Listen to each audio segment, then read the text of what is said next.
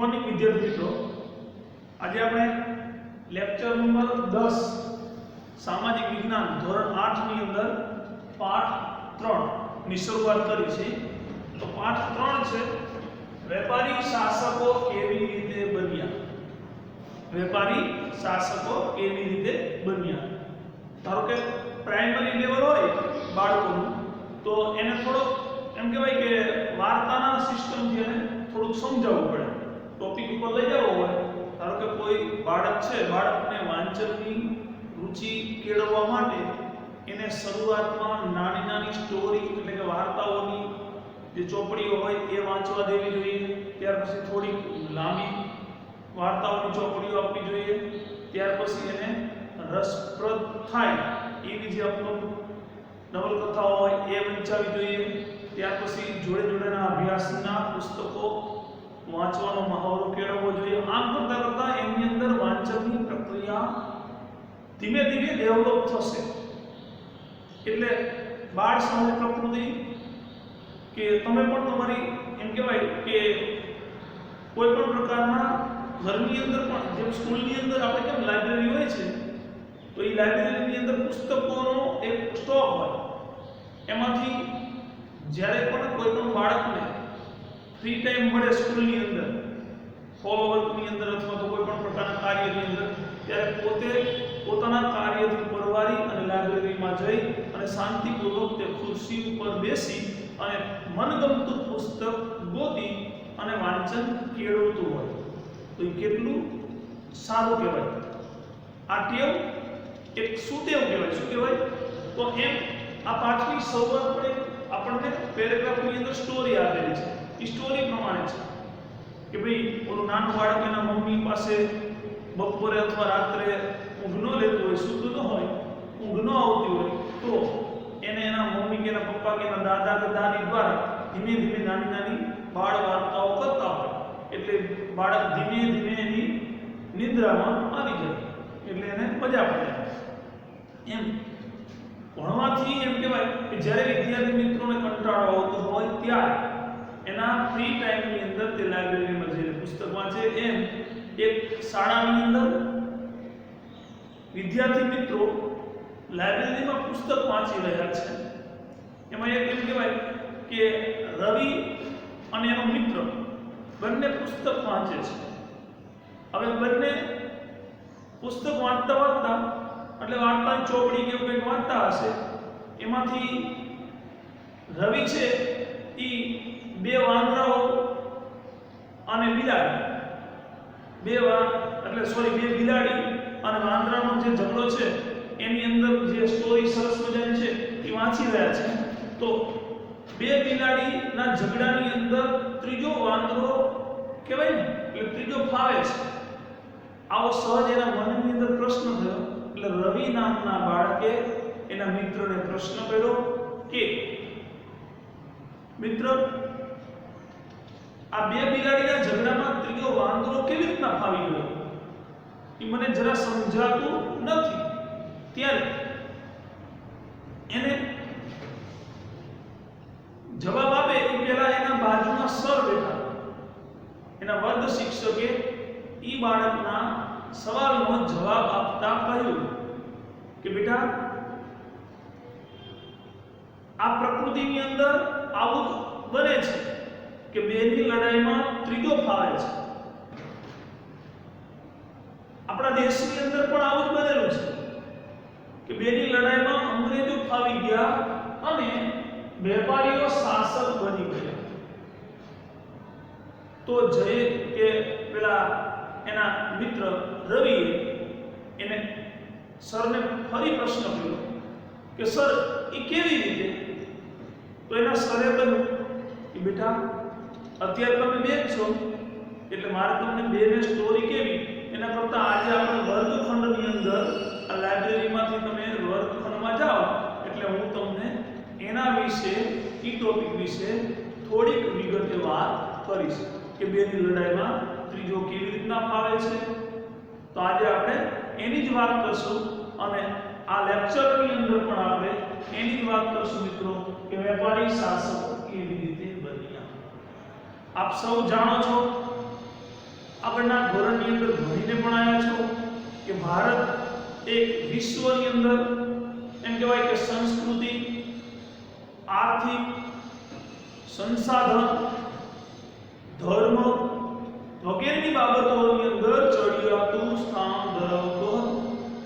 એમ કહેવાય કે પ્રથમ હરોળમાં આવી શકે એવું સ્થાન ધરાવતો ભારત દેશ,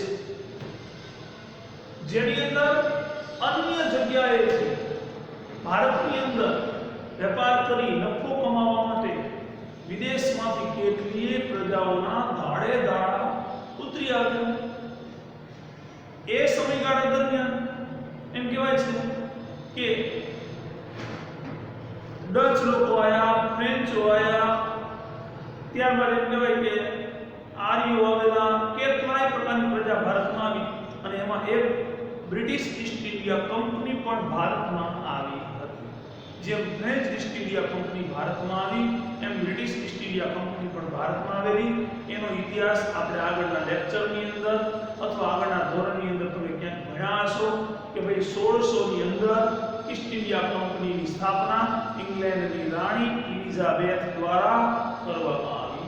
1608 ની અંદર આ ઈસ્ટ ઇન્ડિયા કંપનીનું પ્રથમ વહાણ કોણ તો કે હોકિન્સ નામનો કેપ્ટન પ્રથમ વખત ભારતની અંદર લઈ આવ્યો અને સુરત બંદરે ઉતરેલો અને સુરતમાં પોતાની વેપારી કોઠી સ્થાપવાની પરવાનગી પણ મેળવી.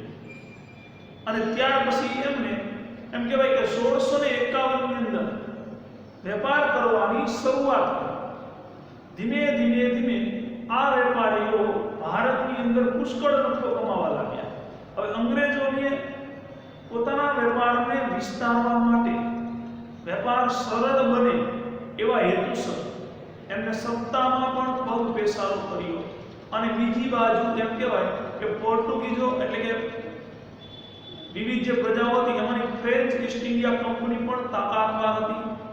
એટલે એની તાકાત ન વધે અને એની તાકાતમાં ઘટાડો થાય અને અંગ્રેજો બ્રિટિશ ઈસ્ટ ઇન્ડિયા કંપની સર્વોપરી બને એવા હેતુસર એને સત્તામાં પણ પગ પેસારો કરવાની શરૂઆત કરી. અને ધીમે ધીમે એમ કહેવાય કે આમ તેને વેપારીમાંથી શાસક બનવાની લાલચ જાગી અને તેઓ એમ કહેવાય વેપારીમાંથી શાસક બન્યા. હવે એ વેપારીમાંથી શાસક કેવી રીતે બન્યા એ પ્રશ્ન હતો.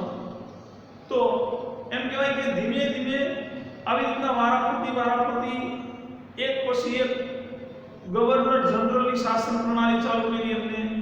ત્યારબાદ એમ કહેવાય છે કે 18મી સદીના અંત ભાગની અંદર કેટલાય પ્રકારના ગવર્નર જનરલો બદલાઈ ગયા.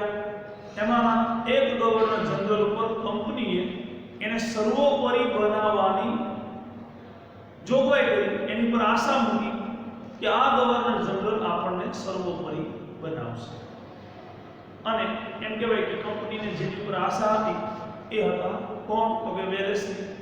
અને વેલેસ્લીએ ભારતની અંદર આવી અને કેવી પ્રકારની પ્રણાલી, કેવી નીતિ અપનાવે તો કંપનીને વધુને વધુ ફાયદો થાય આવી જોગવાઈ વેલેસ્લી દ્વારા કરવામાં આવી.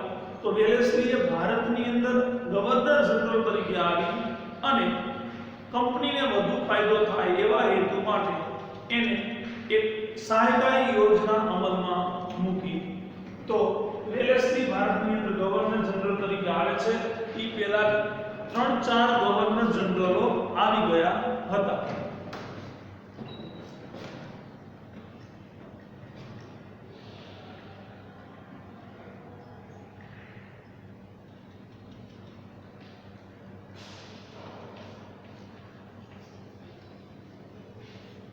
હવે આ વેલેસ્લી ગવર્નર જનરલ તરીકે આવે છે.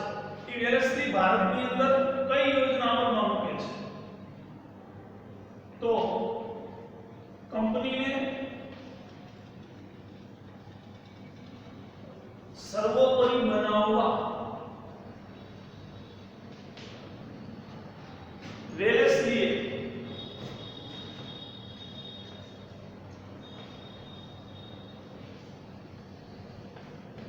સહકારી યોજના અમલમાં મૂકી. કઈ યોજના અમલમાં મૂકી?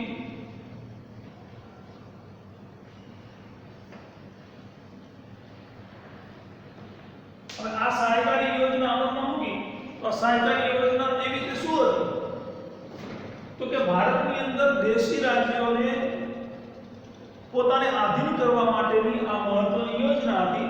આ યોજનાને કેવા નામથી ઓળખવામાં આવતી તો કે મીઠા ઝેર સમાન હતી, એટલે કે રાજાઓને પરાધીન બનાવવા માટે આને બીજા કયા નામે ઓળખવામાં આવે તો કે મીઠા ઝેર સમાન હતી।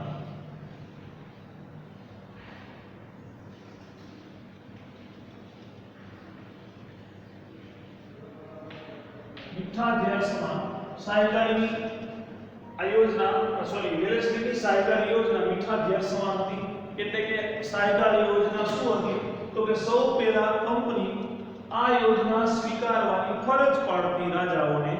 આ યોજના સ્વીકારનાર રાજાઓને એની અમુક શરતોને આધીન બનાવતી કે ભાઈ પહેલી શરત એની એવી હતી કે જો કોઈ વ્યક્તિ, જો કોઈ રજવાડો, કોઈ રાજા આ સહાયકારી યોજના સ્વીકારે તો એને કંપની એક શસ્ત્ર સાથેનું સૈન્ય પૂરું પાડશે। આ સૈન્યની તમામ પ્રકારની ભરણ પોષણની જવાબદારી કોની રહેશે તો કે જે તે સ્વીકારનાર રાજ્ય કે રાજાઓની રહેશે। જો એટલી ભરણ પોષણની જવાબદારી ન હોય, તેનું ભરણ પોષણ થઈ શકે એટલો વિસ્તાર ઈ કંપનીને લખી આપે, એટલી આવક થતી હોય એ લખી આપે। ત્યારબાદ એની બીજી શરત, ત્રીજી શરત એ હતી કે તમારે જે તે રજવાડાએ સ્વીકારેલી હોય આ યોજના તો એના રાજ્યની અંદર, એના દરબારની અંદર એક અંગ્રેજ પ્રતિનિધિ રાખવાનો રહેશે। આ અંગ્રેજ પ્રતિનિધિ બાદ એમ કહેવાય કે કોઈ પણ પ્રકારની અંદર વાટાઘાટો, ચર્ચા વિચારણા થાય, બધી માહિતી કંપની સુધી પહોંચી જાય, આ એનો મુખ્ય હેતુ હતો। એની ચોથી શરત એ હતી સહાયકારી યોજનાની કે જો રાજા કોઈ પણ રાજ્ય સાથે સંધિ કરે અથવા યુદ્ધ કરે તો સૌથી પહેલા જાણ કંપનીને કરવાની રહેશે। એટલે કે કોઈ પણ રાજ્ય સાથે સંધિ કે યુદ્ધ કરવા માટે પરવાનગી કંપનીની લેવી પડશે। તેમજ પાંચમી એની શરત એ હતી કે કોઈ પણ પ્રજાને તમારા દરબારની અંદર કે રાજ્યની અંદર નોકરીએ રાખી શકાશે નહીં અંગ્રેજો સિવાય। આવી 5 વેલેસ્લીની સહાયકારી યોજનાઓની શરતો હતી। આ શરતો એવી હતી કે રાજાઓને પરાધીન બનાવનારી, એમના ભોગે પરાધીન બનાવનારી વેલેસ્લીની સહાયકારી યોજના હતી। હવે આ સહાયકારી યોજના એમ કહેવાય કે આની અંદર હું બોલું છું, લખતો બહુ નથી, બરાબર? એટલે તમે ધ્યાનપૂર્વક સાંભળીને આ વિડિયાની અંદર જે કંઈ એનું લેસન મળે એ જોજો। હવે આવશે વેલેસ્લી બાદ એની સહાયકારી યોજનાની જે શરતો આપણે જોઈ તે, પણ આ યોજનાનો ભોગ બનનાર રાજા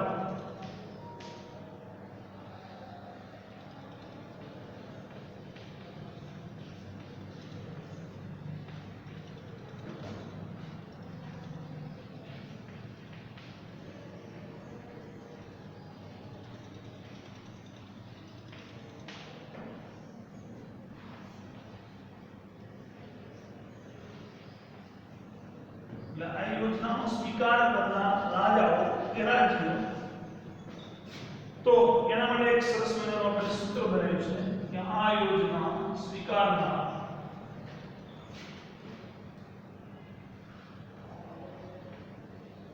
આ યોજના કોને કોને સ્વીકારી હતી તો આ યોજના એમ કહેવાય કે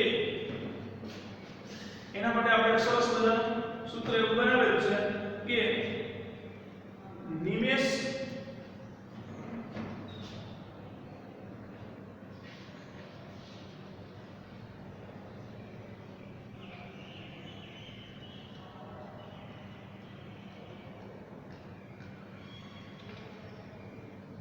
ગામ આયો, નિમેષ ગામ આયો।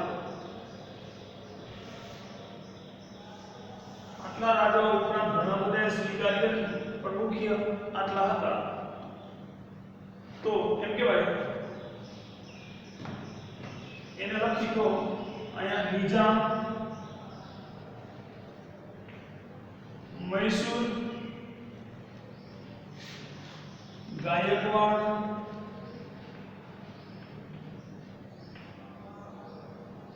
અહીંયા મરાઠા અને અહીંયા અયોધ્યા.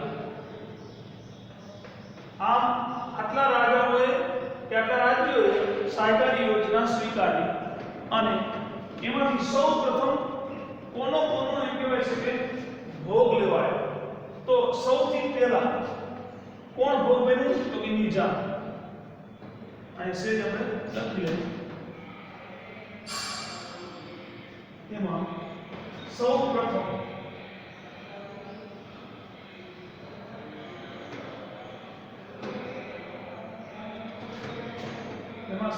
આ યોજના નો ભોગ બનનાર રાજ્ય. એક માર્કમાં તમને આવે પ્રશ્ન તો તમને આવડે એટલા માટે આપણે અહીંયા એમાં જ છે કે ભાઈ સૌપ્રથમ ભોગ બનનાર કોણ હતું? તો કે નિજામ. ત્યારબાદ કોણ હતું? તો કે મૈસૂર. અને ત્યારબાદ ક્રમશઃ કોણ હતું? તો કે અયોધ્યા. અને ત્યારબાદ એમ કહેવાય કે કર્ણાટક અને તાંજોરની પણ આવી જ પરિસ્થિતિ થઈ. આમ કર્ણાટક, તાંજોર વગેરે પણ સહકારી યોજનાનો ભોગ બન્યા. અંતે ધીમે ધીમે એમ કહેવાય છે કે વેલેસ્લીએ આવી રીતના રાજાઓને પરાધીન બનાવી પોતાના વિસ્તારને વધારી અને કંપનીને સર્વોપરી બનાવી. ત્યારબાદ વેલેસ્લીએ એમ કહેવાય છે કે અંદરો અંદર મરાઠાઓને અંદરો અંદર ઝઘડાવી અને એમને પણ પોતાને આધીન કરી લીધા.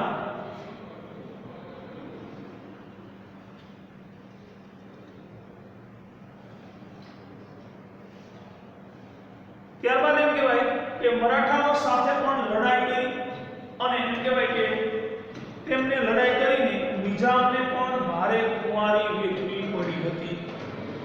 શું કહેવાય કે અંદરો અંદર બિલાડીઓ વાર્તા આપણે જોઈએ ને કે ભાઈ બે બિલાડી ઝઘડતી હતી. એમાં વાંદરાએ એને ભાગ પાડવા માટે એક યુક્તિ વાપરી કે ભાઈ 5 કેળા હતા. 2 કેળા આ બાજુ બિલાડીના ભાગમાં આવ્યા, 2 આ બાજુ આવ્યા. જો આ બાજુ મૂકે તો વજન વધી જતો હતો, આ બાજુ મૂકે તો વજન વધી જતો, એટલે ઓલો એક કેળું ખાઈ લે. મિત્રો તો વિચાર કરો કે બે ના ભાગની અંદર ત્રીજાને કે લેવા દેવા નહીં તો પણ એને એક ભાગમાં આવ્યું. ધીમે ધીમે આ બાજુ વજન વધ્યો, આ બાજુ વજન વધ્યો. આમાંથી એક કેળામાંથી બટકું ભર્યું તો આ બાજુ વજન વધ્યો, આમાંથી એક બટકું ભર્યું તો વજન વધ્યો. એમ કરતા કરતા એક કેળું વધુ કહેવાય. તો ઓલાના ભાગની અંદર કેટલા કેળા આયા? 3 આયા અને 2 આયા. મિત્રો વિચાર કરો, એક આયા તો જેને કાંઈ પણ એક પણ રૂપિયો ખર્ચો નહોતો એને ભાગ પાડવામાં કેટલું મળ્યું? તો કે 3 કેળા મળ્યા. ઓલા બેયને એક મળ્યું. આમ અંગ્રેજોની આ વેલેસ્લીની સહકારી યોજના જે છે એની અંદર એને પણ દેશી રજવાડાઓને એટલે કે મરાઠાઓને અંદરો અંદર ઝઘડાવી અને એને પણ એમ કહેવાય પોતાને આધીન બનાવ્યા. અને નિજામને આ મરાઠાઓ સાથે કુમારીમાં ઘણું સહન કરવું પડ્યું, બેઠવાનો વારો આવ્યો. અંતે નિજામ એમ કહેવાય કે ગુલામી તરફ આગળ વધ્યો અને એ અંગ્રેજોની ગુલામીમાં આવ્યો. ત્યારબાદ એમ કહેવાય કે મિત્રો આવે કોણ? તો કે ટીપુ સુલતાન તો આવી રીતના કૂટનીતિનો ભોગ બની અને એને પણ ખુમારી વેઠવી પડી હતી. કારણ કે ટીપુ સુલતાન કોઈનાથી હરાયો ન હતો, પરંતુ એને આ નિજામ વગેરે જે હૈદરાબાદના નિજામને વગેરેની સહાય લઈ અને અંગ્રેજોએ એને પરાધીન કરેલો. પરંતુ એને પણ આ સહકારી યોજના સ્વીકારવાની ફરજ પાડવામાં આવેલી. પરંતુ ટીપુ સુલતાન મૈસૂરનો વાઘ કહેવાતો, એને આ યોજના સ્વીકારવાની ના પાડી દેતા એની સાથે આ નિજામ વગેરેની મદદ લઈ અને અંગ્રેજોએ એને પણ એમ કહેવાય કે યુદ્ધની અંદર હરાવી અને એનું રાજ્ય પણ આ યુદ્ધની અંદર એનું મૃત્યુ થતા એને વિસ્તારવાદની નીતિની અંદર